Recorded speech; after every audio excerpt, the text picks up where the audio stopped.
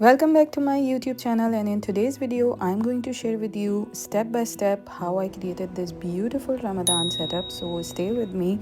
I have collected all these things over the year. I add a few new things every single year, and I do this Ramadan decor or a prayer corner every single year to make it special for my kids. So here I'm using a backdrop stand, and I'm using this Moroccan door as a backdrop because I wanted to hide the actual home decor that I have, and I did not want it to show that in the background. So I wanted something substantial, so I use this backdrop. It's beautiful, makes such a big impact. In front of the backdrop I'm using this metal moon stand. This is my third year using it. It's such a great find, easy to assemble, easy to disassemble, to store.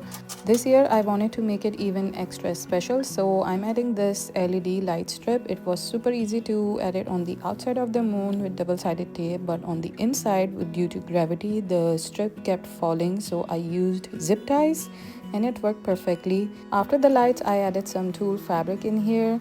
It was the most longest and the tedious process. I did this because I did not like the transparent look of the moon, and this is how I'm doing it. Here's the close-up for you guys.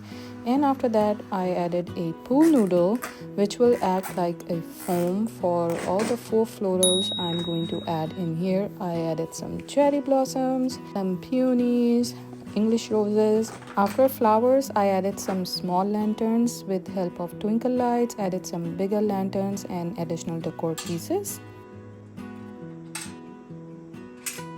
How much do you like it?